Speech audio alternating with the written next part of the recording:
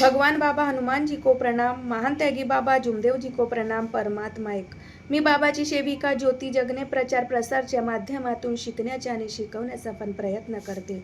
माझ्याशी कळत न कळत कुठे आणि कुठे चुका झाल्या असतील तर मी सर्वात प्रथम भगवान बाबा हनुमानजीशी माफी मागते।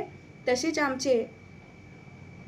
आम्हा सर्व सेवकांची सद्गुरू महान त्यागी बाबा जुमदेवजी यांच्याशी माफी मागते। तसेच आम्हा सर्व सेवकांची आई वाराणसी आई ठुबरीकर यांच्याशी माफी मागते आणि सर्व सेवकांची माफी मागते।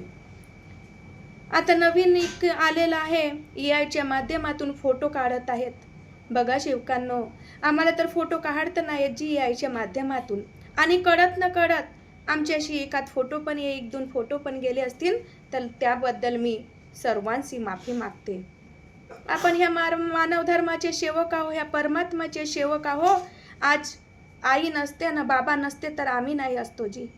आपले 6 वर्ष आयुष्य बाबांना दिले आणि बाबांनी आमच्यासारख्या दुखी कष्टी सेवकांसाठी योग मागले। आपण तर स्वतःसाठी योग मागतो, पण आमचे महान त्यागी बाबा जुमदेवजींनी आमच्यासारखे दुखी सेवकांसाठी योग मागितले आणि किती त्याग केले आणि किती प्रचार प्रसार केले, किती दौरा केले, पायाने गेले, सायकलीने गेले, बैलबंडीने गेले जी। त्यांच्यासारखे तर ह्या जगामध्ये कुणी होऊ नाही शकत। एवढी अपरंपार शक्ती आहे, त्यांनी ते एका परमेश्वराला प्राप्त केले होते। त्यांना तर एक भगवंताची पदवी मिळाली होती। भगवंता बाबा हनुमानजीला त्यांनी प्राप्त केले होते आमच्या महान त्यागी बाबा जुमदेवजींनी। पण त्यांना कधी असे बाबांना वाटलं नाही की मी भगवान आहे म्हणून। बाबांनी काय म्हणत गेले सेवकांना की ह्या तुमचा सेवक आणि मी तुमचा सेवक, असे आमचे बाबा म्हणत गेले जी। ह्या सर्व मानव धर्माच्या लोकांसाठी मी फक्त प्रचार प्रसार माध्यमातून सांगण्याचा प्रयत्न करते जी। माझं असं काय कशाचे हे नाही आहे जी। बघा सेवकांनो, कारण तुमच्यासोबत जे घडलेले आहेत ते पण माझ्यासोबत घडलेले आहेत। आपण दुखीच लोक येतो, इथं पैसेवाल्याची गरज नसते ह्या मार्गामध्ये। बघा आपल्यासारखे दुखी कष्टी सेवकांची गरज असते ह्या मार्गामध्ये। मी शब्द दिली शनिवार दिवशी रील वगैरे बनवणार, पण बघा सेवकांनो, मी काकाजी सोबत गोष्ट केली। काकाजीने मला म्हटलं तुम्ही अनुभव वगैरे बनवू शकता, आणि मी अनुभव बनवण्यास सुरुवात केली। माझ्याशी कळत न कळत चुका झाल्या तर मी माफी मागते। मी आमचे तारपेकर वैद्य काकाजी सोबत गोष्ट केली आणि मी त्यांच्याशी शब्द घेतले आणि मला त्यांनी म्हटलं की तुम्ही अनुभव बनवू शकता। बघा मी तुमच्यासमोर अनुभव बनवते। कळत न कळत माझ्या मुलीने पण व्हिडिओ बनवले, पण बघा सेवकांना, मी तुम्हाला मुलींवरच एक अनुभव सांगत आहे। आज आम्हाला मुली आहेत, आम्ही शब्दामध्ये फसवून ठेवू नाही शकत, कारण ते दुसऱ्यांच्या घरी जाणार आहेत। आम्ही प्रत्येक शब्दामध्ये आम्ही मुलीला फसवू नाही शकत, कारण मुलींसोबत काय घडतं मी तुम्हाला सांगत आहे जी। शब्द ही परमेश्वर आहे जी। ज्या मुखातून शब्द निघाले त्यांचा आपल्याला तंतोतंत पालन करायला पाहिजे। न करता आपण आपल्या कर्माने चुकलं तर आपण दुखतो जी। कारण मी पण एक सेवकी नाही, मला जाणीव आहे ह्या मार्गाची। 20 वर्षापासून माझे पतिदेव तर 30 वर्षापासून ह्या मार्गामध्ये जुळलेले आहेत, पण माझ्या लग्नाला 20 वर्ष झाले। मला ह्या मार्गाची जाणीव आहे जी। मी 20 वर्षापासून ह्या मार्गामध्ये जुळलेली आहे।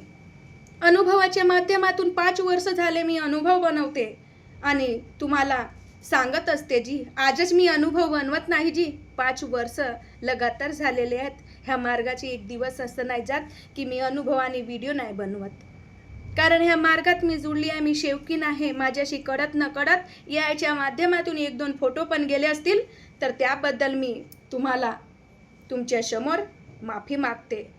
माफी मागल्याने असं लहान मोठं होत नाही जी। आमच्या भगवंताने जी भीक मागितली आहे सत्य मर्यादा प्रेमाची, ते मी सत्य मर्यादा प्रेमाचं आचरण करून 4 तत्व 3 शब्द 5 नियमांचा पालन करते। जे आम्हाला ते याच्या माध्यमातून फोटो बनवता नाही येत जी, पण कळत न कळत 1-2 स्क्रीनशॉट पण घेऊन मी फोटो पण घातली असेल व्हिडिओ वगैरे, तर मी सर्वांना माफी मागते जी। मनापासून माफी मागते। आपल्या आत्म्यातून परमात्मा आहे जी माझ्या आत्म्यामध्ये, त्या आत्म्यातून मी सर्वांना माफी मागते। मी तुम्हाला मुलांच्या बद्दल सांगत होती की एक अनुभव सांगणार म्हणून। आम्ही मुलांना आपल्या शब्दामध्ये मुलींना फसवू नाही शकत, कारण ते दुसऱ्याच्या घरी जाणार आहेत. एक छोटासा अनुभव पाठशालाचे तुमच्या समोर सांगत आहे. मार्गातले सेवक होते, पाठशालेचे आई वडील आणि पाठशाला पण. मार्गात बघा सेवकानं, जसे आई वडील म्हणायचे तशी ती पाठशाला पण शब्द ठेवायची. मार्गातली सेवकीन होती. पाठशाला मोठी झाली, आई वडिलांनी निर्णय घेतले की पाठशालाचं लग्न करायचं विचार केला. आणि बघा सेवकांनो, पाठशालाचं लग्न जोडले. पण पाठशालाचं प्रेम विलास नावाच्या मुलासोबत होतं.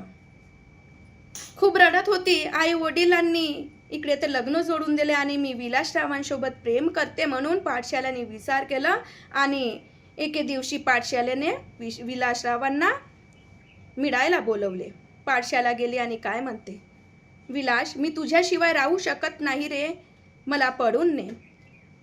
विलासराव म्हणतो, नाही ग, तुझे आई वडील जिथे म्हणतात तिथे लग्न कर. पण पाठशालाने ऐकले का? नाही ऐकले. मार्गाची सेवकीन होती, शब्दामध्ये फसली होती. पण बघा सेवकांना, विलास नावाच्या मुलासोबत पडून गेली आणि तिकडेच राहायला बसले. आणि बघा सेवकांनो, 2 वर्ष झाले लग्नाला तिला, आणि एक छोटंसं बाळ झालं तिला. एक बाळ झालं आणि बघा सेवकांना, तो बाळ झाला 2 वर्षाचा. आणि दुसऱ्या वेळा अजून प्रेग्नेंट राहिली जी ती पाठशाला. दुसऱ्या वेळा काय झालं बघा सेवकांनो, पाठशाला दुसऱ्या वेळा 9वा महिना सुरू असताना पाठशालाला आई वडिलांची आठवण आली. विलासरावांना काय म्हणते, अहो आई वडिलांची खूप आठवण येत आहे मला, चला ना आपण जाऊ मिळायला. पाठशालाने म्हटलं, आपल्या पतिदेवाला म्हटलं की चला आई वडिलांना मिळून येऊ. पण पतिदेवाने काय म्हटलं, नाही ग, आता तुझा आखरी महिना सुरू आहे, आपण नंतर जाऊ. पतिदेव शेतावर गेले. पण पाठशालाने पतिदेवाला सांगितले नाही आणि आपल्या बाळाला घेऊन ते मिळायला आपल्या आई वडिलांसाठी घराच्या बाहेर निघाली. अर्ध्या रस्त्यामध्ये बघा सेवकानो, जंगल खूप होता. आणि त्या जंगलामध्ये बघा पाठशाला, तिकडे ढोडा होता, असं नाला होता पाण्याचा. आणि इकडे असं फुटलेलं गडर सारखं एक तलाव होतं जी. पाठशालाला तिथे डिलेव्हरीचा पिरियड आला आणि तिला एक छोटंसं बाळ झालं जी. पाठशालाला मुलगा झाला आणि आपल्या साडीचा पदर फाडलं पाठशालाने आणि त्या मुलाला गुंडाळलं जी. त्याच्यानंतर विलासराव सायंकाळी घरी आले आणि बघतात तर पाठशाला दिसली नाही. तर कुठे गेली म्हणून रस्त्याने जायला बसले, तर पाठशाला त्यांना अर्ध्या जंगलामध्ये दिसली. विलासरावांनी त्यांना पकडलं आणि एका झाडाच्या सावलीखाली ठेवलं जी. आणि बघा सेवकांनो, विलासराव गवत आणण्यासाठी गेले आणि बघा विलासरावांना सापाने डंस केलं जी. किती बघा भगवंताची आपण कर्माने चुकतो तर आपल्यासोबत असं घडतं जी. विलासरावांना सापाने डंस केलं आणि तिथेच त्यांचे जागे मृत्यू झालं. त्याच्यानंतर ती आपल्या पतिदेवाला पाहायला गेली. तर बघा सेवकांना आपल्या पतिदेवाला पाहायला गेली आणि पतिदेव मृत अवस्थेमध्ये बघून पाठशालेचे डोळ्यातले अश्रू नाही थांबले जी. आणि आपल्या बाळाला पकडले आणि तिथून निघाली जी. मी तुम्हाला सांगितली की नाला होता मधामध्ये म्हणून त्या नाल्यामध्ये कमरी एवढं पाणी होता जी. पाठशालांनी एका 2 वर्षाच्या बाळाला इकडे साईडला ठेवलं आणि तो जो झालेला होता बाळ त्या काठाने यायला बसली जी. तिला वाटलं ह्या बाळाला त्या साईडला ठेवणार आणि त्या बाळाला पण घेऊन अजून जाणार म्हणून त्यांनी विचार केला. त्या बाळाला ठेवण्यासाठी लहानसे गेली आणि त्या बाळाला थांब म्हणते तर तो बाळ काय म्हणते, माझी आई मला बोलवत आहे. त्याला लहानशा बाळाला काय समजेल. त्याला थांब म्हटलं पण त्या बाळाला वाटलं की माझी आई मला बोलवत आहे म्हणून ते पाठशाला त्या काठं निघाली जी त्या साईडला. आणि तो बाळ तिच्या मागं नाल्यातून असा पोत केला जी. त्या दुसऱ्या बाळाला 2 वर्षाच्या वाचायला बसली तर इकडे गिधाड आली जी. पहा भगवंता, गिधाडच्या रूपामध्ये येऊन त्या बाळाला उचलून नेलं दुसऱ्या मच्छी समजून. किती आपण शब्दामध्ये फसतो, किती आपल्या कर्मानं चुकतो तर दुखतो जी. तो पण पती पण गेलं, 2 बाळ बी गेले, आता कोणीच नाही. पाठशाला घरी गेली रडत रडत. आई वडिलांचा पायाखाली पडली की माझ्याशी असं घडलं, माझे पतिदेव नाही राहिले, माझे मुलं नाही राहिले, आता मी कुठे जाणार न काय करणार. आई, मी तुमच्यासोबत मिळायला आले. पण आई वडिलांनी काय म्हटलं, ज्या दिवशी तू पाठशाला आमच्या घरातून निघाली आमची मुलगी मरण पावली. म्हणून आई वडिलांनी तिला अपनवलं नाही जी, आणि पाठशाला विहिरीमध्ये जाऊन आपल्या जीवन दे आपलं भगवंत 5 सेवकांना विहिरीमध्ये जाऊन कुदली, परमेश्वरामध्ये विलीन झाली ती. आज आपण अशा मुलींना कोणत्या शब्दामध्ये फसवून नाही ठेवू शकत. मार्ग आहे, आपल्या मार्गाच्या रूपानंच तत्व शब्द नियमाने आपल्या मुलाबाळांना ना आम्ही पण चालतो. आम्ही मरून किंवा जगून, पण ह्या भगवंताच्या ह्या परमात्मा एक मार्गामध्ये ज्या दिवशी आम्ही दुखी होतो, आम्हाला पहिल्या दिवशी जे काकाजीने शब्द दिले त्यांचं आम्ही पालन करू. कारण की आमच्याशी कळत न कळत चुका झाल्या याच्या माध्यमातून, किंवा कळत न कळत गेले पण असतील तर माफी मागते जी. माफी मागल्यानं लहान नाही होत. बघा सेवकांना, गर्व नाही जी आम्हाला जी, आम्ही ह्या मार्गाचे सेवक आहो. आम्ही मातीपासून घडलेलो आहो. आम्हाला इथं परमात्मा एक मार्गामध्येच विलीन व्हायचा जी. बघा सेवकांना, आमच्या बाबांनी दुःख ह्या मार्गामध्ये आलो आणि आमचे पूर्ण दुःख दूर झाले आणि आम्ही सुखाने जीवन जगत आहोत. बोलण्या चालल्यामध्ये चुका झाले तर माफी मागते. नमस्कार जी सर्वांना, नमस्कार.